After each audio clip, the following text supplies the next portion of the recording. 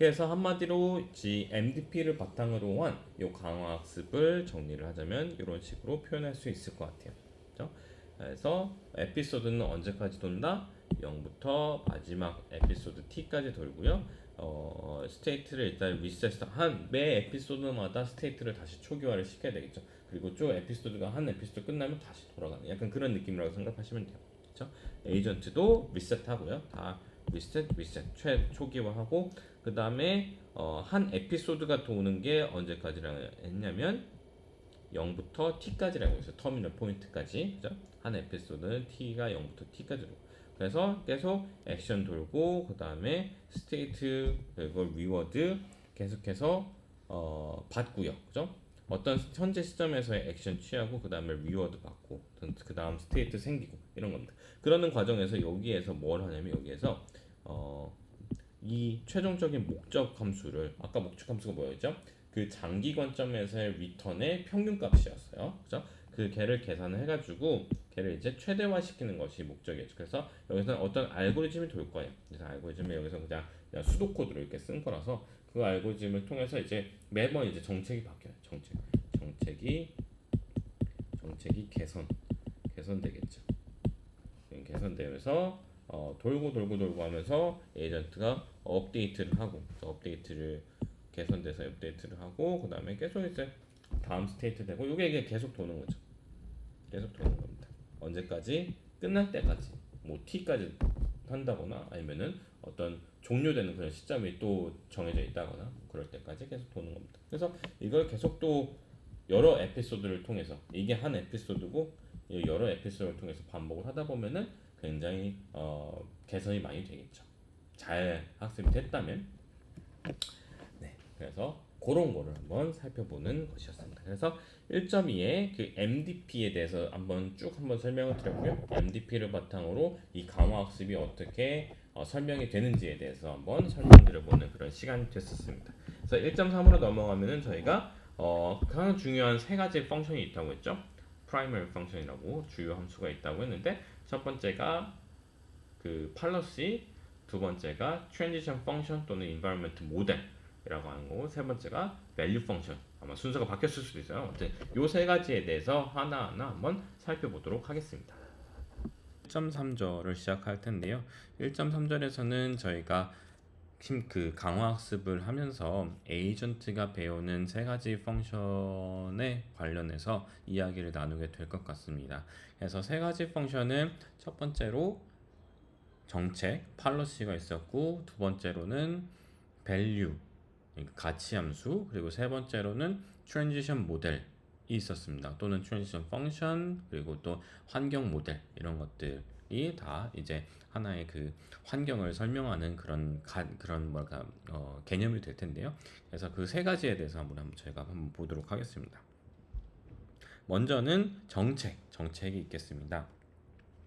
에이전트가 배울 수 있는 함수 중에 첫 번째인 이 정책 같은 경우에는 보시다시피 S가 조건으로 들어가 있고 그에 따라서 이 액션 A가 결정되는 그런 형식으로 지금 모양이 되어 있는데요. 그래서 조금 더 우리가 흔히 알고 있는 형식으로 바라보게 된다면은 사실 얘를 PR, 그러니까 확률이죠. 확률로 이해를 하셔도 될 것 같아요. 한마디로 이 정책은 뭐냐면 어떤 S라는 상태가 주어져 있을 때 이 S에 대해서 액션 A를 선택하는 확률로 이해를 하셔도 될 것 같습니다. 그래서 이 확률인데 이 정책 같은 경우에는 결국에는 어떤 목적을 가지고 A라는 액션을 내리게 되냐면 우리의 목적 함수를 맥시마이즈 하는 쪽으로 이 액션을 최대한 높은 확률로 결정하게 되는 식으로 에이전트가 이 매핑을 배우게 됩니다. S와 A의 매핑을 배우게 된다는 거죠. 그래서 말씀드린 대로 제가 확률이라고 말씀을 드렸잖아요. 그래서 얘는 스토케이스틱하다, 확률적이다 라고 말을 할 수 있을 것 같습니다. 죄송합니다. 네, 그래서 확률이기 때문에 어떤 S가 주어졌을 때, 상태 S가 주어졌을 때 어떤 액션 A를 내릴 수 있는 것은 확률이기 때문에 동일한 S라고 하더라도 여기에서 액션 뭐 A, 액션 B 또는 뭐 액션 C 얘네를 내릴 수 있는 것은 다 각기 어떤 일정한 확률을 가지고 있다는 거죠. 뭐 얘가 뭐 30%, 얘가 20%, 얘가 50% 이런 정도로 확률에 의해서 액션이 발현된다. 그리고 보통은 어떤 식으로 정책이 결정이 되냐면은 이 오브젝티브 펑션을 맥시마이즈 한다고 했잖아요. 그래서 이 오브젝티브 펑션 결국에 이렇게 평균 리턴이 되겠죠. 그 평균 리턴을 맥시마이즈 하는 쪽으로 오브젝티브 펑션을 맥시마이즈 하는 쪽으로 보통은 액션이 정해지게 된다. 그래서 그 액션에 좀 더 많은 확률을 주겠죠. 그죠? 정책은. 그래서 처음에는 어떻게 돼요? 처음에는 아마 얘네가 아니고 아마 균등하게 되겠죠. 균등하게라는 말은 결국에는 S가 주어졌을 때 내가 선택할 수 있는 액션이 B, 뭐 C까지 이렇게 있다면 처음에는 아마 33% 확률로 아마 발현이 됐을 거예요. 각각의 그 액션이라는 게. 근데 얘가 점점 한 에피소드 여러 에피소드를 거치면서 이제 경험이 쌓이고 정책을 업데이트를 시켜가면서 어떻게 변할까 하면 예를 들어서 A씨가 가장 유리하다고 쳐요. 그죠?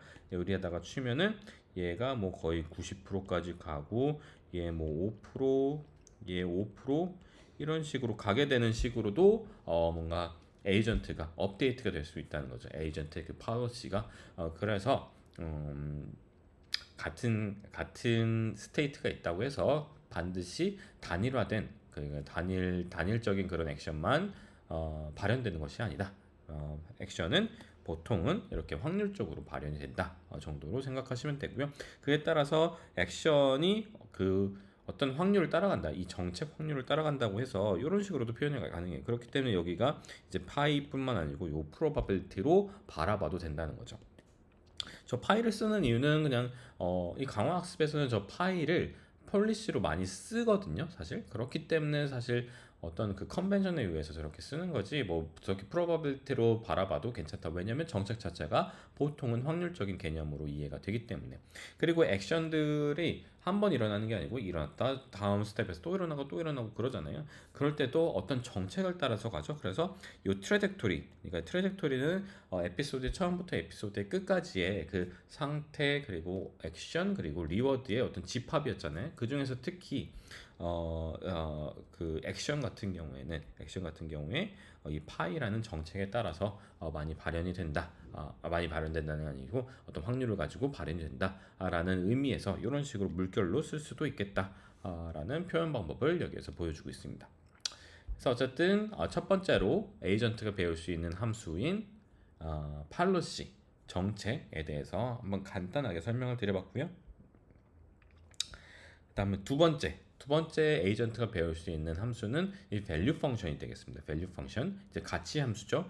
가치 함수는 크게 이렇게 V처럼 나타낼 수도 있고 또는 Q처럼 나타낼 수도 있는데요. 각각이 다른 점이 무엇이냐면 A가 있고 없고 차이가 있겠습니다. 그죠? 액션이 있고 없고의 차이가 되겠다. 그래서 일단 두 가지 모두 사실 공통된 목적을 가지고 있는데요.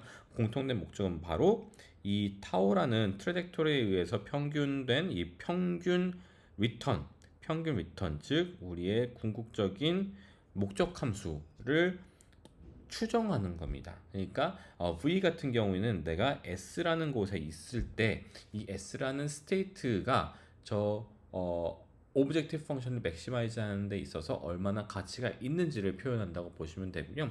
저 Q 펑션 같은 경우에는 내가 요 S라는 스테이트에 있고 추가적으로 요 A라는 액션을 취했을 때 저 오브젝티브 펑션 관점에서 얼마나 가치가 있는 위치와 액션이었는지를 가늠한다고 보시면 될 것 같습니다. 그래서 그렇게 두 개의 차이가 있지만 어쨌든 사실 두 개는 굉장히 밀접하게 관련이 있죠. 그죠? 그래서 요게 방금 제가 드린 말이고요. 먼저 Q 펑션을 보면은 어떤 특정한 스테이트에서 어떤 특정한 이 행동을 취했을 때 이 스테이트 이후에 미래, 그죠? 여기를 보시면 미래예요, 미래. 왜냐하면 여기에서 초기 스테이트를 현재 어떤 특정한 스테이트 S로 지정한다는 뜻이잖아요. 여기 이 부분은 그죠? 그렇기 때문에 현재 S로부터 앞으로 내가 어떤 액션을 취하고 해가지고 얻어내는 미래의 보상 가치, 미래의 그 누적된 보상 가치를 의미한다고 보시면 되고요. 얘를 모든 가능한 경우가 있잖아요. 뭐 S가 여기서부터 시작해가지고 이렇게 갈 수도 있는 거고, 이런 갈 수도 있고, 이런 여러 가지 방법, 여러 가지 트랜지션하는 그런 궤적들이 있겠죠. 얘가 타워 1, 얘가 타워 2, 얘가 타워 3, 뭐 이렇게 주주 엄청나게 무수한 가능성이 있잖아요. 마치 바둑을 둘 때도 바둑 한 돌 두면 그 다음 돌을 두는 경우의 수가 엄청나게 많죠. 또 그 이후에 또 경우의 수 엄청나게 많은 경우의 수가 많은 거잖아요. 그래서 평균적으로 내가 여기에 돌을 뒀을 때, 또는 내가 이 상태로 옮겼을 때, 여기에서부터 앞으로 내가 얻을 가치는, 내가 얻을 보상의 그 정도는 어느 정도인가를 표현한다고 보시면 될 것 같아요. 그래서 Q 펑션 같은 경우는 이 상태뿐만 아니고 이 상태에서 돌을 오른쪽에 둘 건지, 그러니까 앞에 둘 건지, 오른쪽에 둘 건지, 뭐 왼쪽에 둘 건지, 뒤에 둘 건지, 이런 거에 의해서 미래의 그 가치가 지금 계산이 된다라고 생각하시면 되겠고요. 그러면은 value 펑션 V 같은 경우는 어떨까요? V 같은 경우에는 내가 S라는 위치에 있을 때 미래에 얻게 될 그 보상의 가치를 계산하는 거라고 보시면 돼요. 여기도 마찬가지로 미래죠, 미래. 그죠? S로부터 앞으로 옮겨질 S 스테이트들을 다 생각을 해서 고려를 해서 계산하는 그런 가치들이 되겠습니다. 그래서 얘는 사실 그래서 S에만 의존을 하는 함수잖아요. 그래서 얘는 어떻게 보면 Q는 S와 어떤 스페시픽한 액션 A에 대한 가치인데, 여기에서 A에 대해서 평균을 내리면, 이렇게 평균을 내려가지고 기대값을 구하면 얘가 곧 V가 된다는 거죠. 그죠? 즉 여기서 하는 말은 Q 펑션은 이제 특정한 스테이트와 특정한 액션에 대한 그런 가치인데, 이 같은 스테이트에서 취할 수 있는 모든 액션에 대해서 Q 펑션 그 가치들을 평균을 내면은 그게 곧 바로 여기 요 V라는 S에서의 총체적인 밸류 펑션이다. 그 가치이다. 라고 말씀드릴 수 있을 것 같습니다. 그래서 이런 식으로 Q 펑션하고 밸류 펑션과의 V 펑션과의 차이점, 그리고 비슷한 점을 이렇게 정리를 할 수 있을 것 같아요. 그리고 마지막 줄은 아까도 말씀드렸다시피 과거는 전혀 신경 쓰지 않죠. 저 식만 일단 보더라도 S라는 위치로부터 앞으로에 관련된 그 보상 가치만 계산을 하지, 이전까지 내가 쌓아왔던 보상 그런 거는 전혀 고려가 되어 있지 않아요. 그래서 얘는 forward looking이라는 성질을 가지고 있다. 그 전에 내가 얼마만큼의 보상을 받았던 말던 그거는 전혀 신경 고려되지 않는다. 것이 특징이라고 보시면 될 것 같습니다. 네, 그다음 두 번째, 이 같은 밸류 펑션을 가지고 한번 예제를 한번 볼 거예요.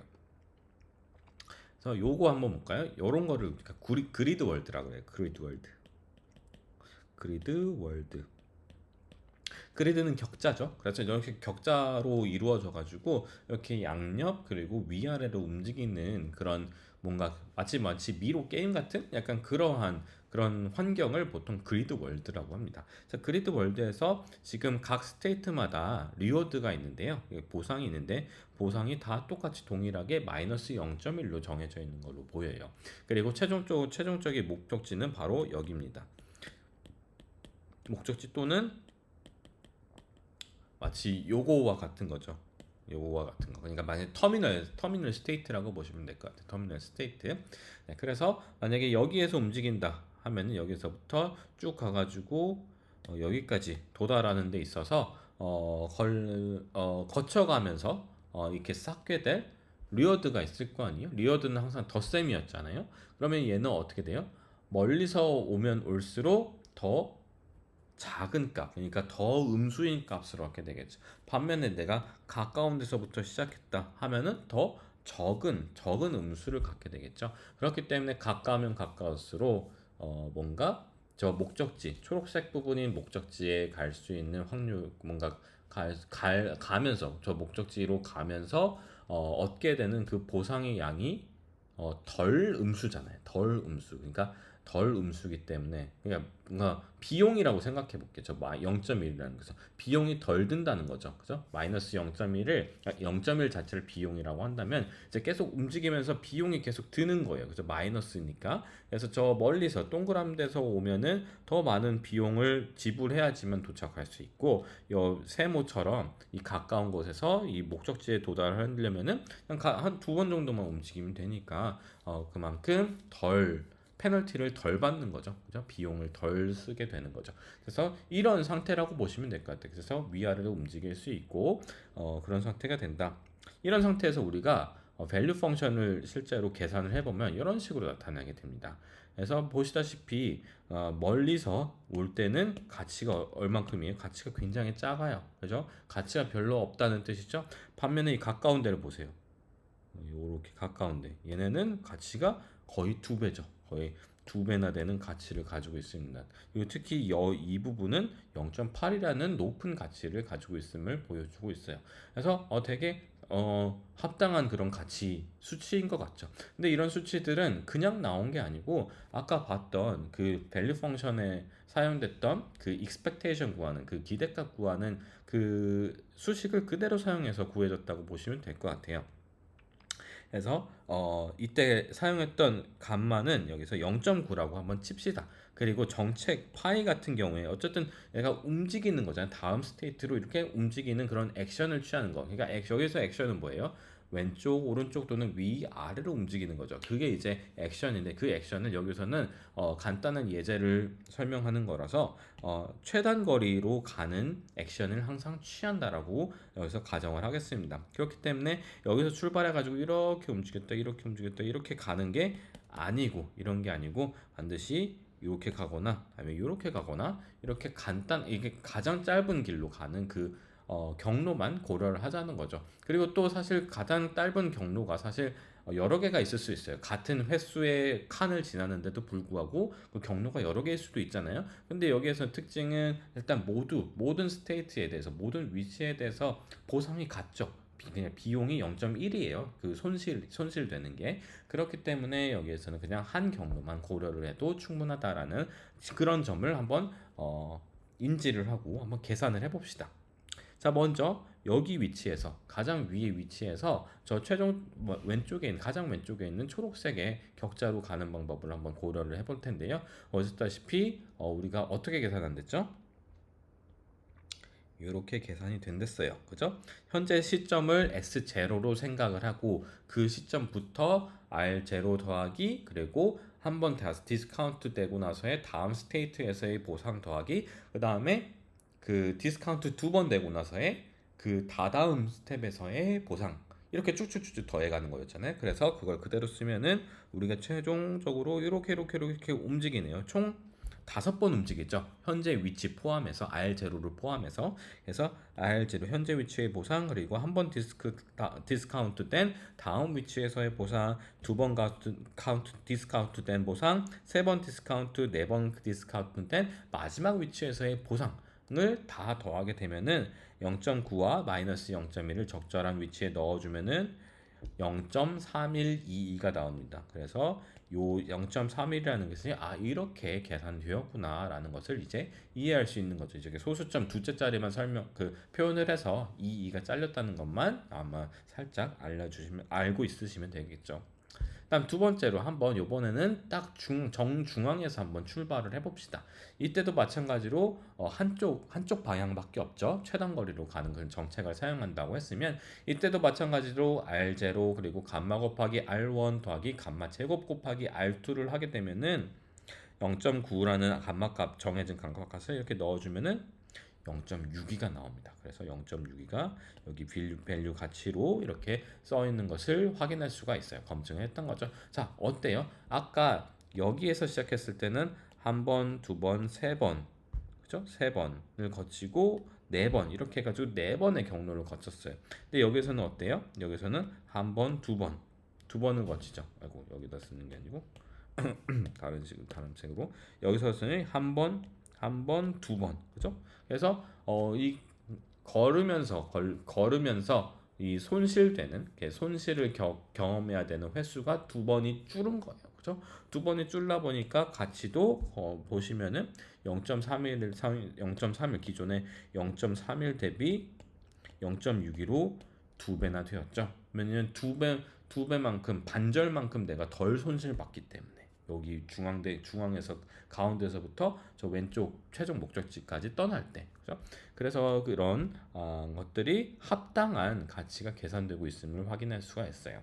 그럼 마지막으로 만약에 내가 애초에 시작을 저 목적지에서 시작했다면은 뭐예요? 그 목적지에서의 그 가치만 사실 더하면 되는 거죠. 그래서 이 식 그대로 사용하면 사실은 얘는 R0만 나오고 이때 1.0이라는 가장 높은 가치를 여기에서 얻어낼 수가 있다라는 것을 확인할 수가 있습니다. 그래서 저 오른쪽에 있는 저 가치 함수가 그냥 막 우리가 그냥 가늠해가지고 정한 것이 아니고 여기 써 있는 요식 그대로를 따라가지고 만들어낸 그런 가치들이다, 수치들이다라고 생각하시면 돼요. 그래서 다른 부분에서도 여러분들이 연습으로 한 번씩 특히 얘 같은 경우 이런 것도 한번 진짜 이렇게 나오는지 한번 확인해 보시면 좋을 것 같습니다. 또는 얘도 그죠? 네, 그래서 전반적으로 골 목적지와 가까우면 가까울수록 높았고 뭐가 높았다? 밸류 함수가 가치 함수가 높았다라는 결론을 내릴 수가 있었습니다. 그리고 이게 여기까지가 이제 두 번째 함수였고 마지막 세 번째 함수는 transition 함수라고 그랬어요. transition function. 그래서 얘는 한마디로 환경에 대한 모델을 전반적으로 다 설명할 수 있다라고 해도 과언이 아니라고 말씀을 드렸고 그 다음에 얘는 보통 이렇게 확률로 표현이 된다. 그러니까 현재의 S라는 위치, 현재의 A라는 위치에서부터 요 S 대시라는 다음 스테이트 어떠한 특정한 다음 스테이트로 넘어가는 그 역학들 그죠? 그 역학들을 다 모델링을 하는 거예요. 결국 저 확률 모델을 찾아내는 거죠. 그죠? 그래서 이 환경에 대한 전반적인 모든 정보를 다 갖고 있다고 해도 뭐 과언이 아니다. 라는 정도를 인지를 하고 계시면 좋을 것 같습니다. 네, 그래서 1.3절에서 이렇게 우린 그 강화학습에서 에이전트가 배울 수 있는 대표적인 세 가지 함수에 대해서 봤어요. 첫 번째는 policy, 두 번째는 value function, 그리고 세 번째는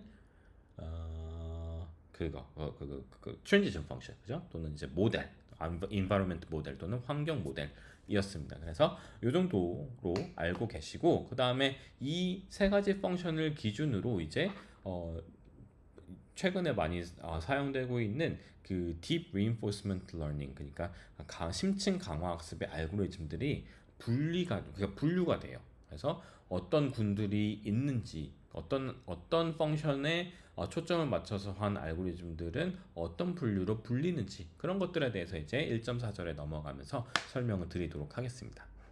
4. Deep Reinforcement Learning의 알고리즘에 대해서 한번 설명을 해보도록 하겠습니다. 물론 알고리즘의 디테일을 설명드리는 그런 섹션은 아니에요. 여기에서는 저희가 그냥 그 딥이 들어갔으니까 어쨌든 얘는 이제 딥러닝을 사용한다는 거거든요. 또는 이제 딥 뉴럴 네트워크 그 심층 인공신경망 있잖아요. 걔를 사용해서 뭔가 좀 더 약간 발전시킨 강화학습 알고리즘들을 뜻하게 되는데 그 알고리즘들이 보통 아까 말씀드린 대로 1.3절에서 설명한 그 주요 함수들 있잖아요. 그 중에서 어떤 함수들을 중점적으로 얘가 발전을 시키는지에 따라서 이제 분류가 된다고 제가 말씀을 드렸던 것 같아요. 그래서 이 어떤 알고리즘들이 있고 그 알고리즘들이 어떻게 분류가 되는지 한번 알아보도록 합시다. 말씀드린 대로 절대 뭐 기술적인 거나 뭐 그렇게 디테일적으로 들어가는 건 전혀 아니기 때문에 일단 분류만 한번 살펴보는 거가 되겠습니다. 그래서 크게 이제 value 펑션 그리고 policy 펑션 그리고 이 transition 펑션 또는 모델이라고 되어 있는데 먼저 이제 value 펑션을 기준으로 에이전트가 뭔가 자기가 점점 개선이 된다라고 한다면 value based 알고리즘들을 보통 이제 사용하게 됩니다. 그래서 SARSA, DQN, 뭐 더블 DQN 이런 종류들을 우리가 다루게 되고요.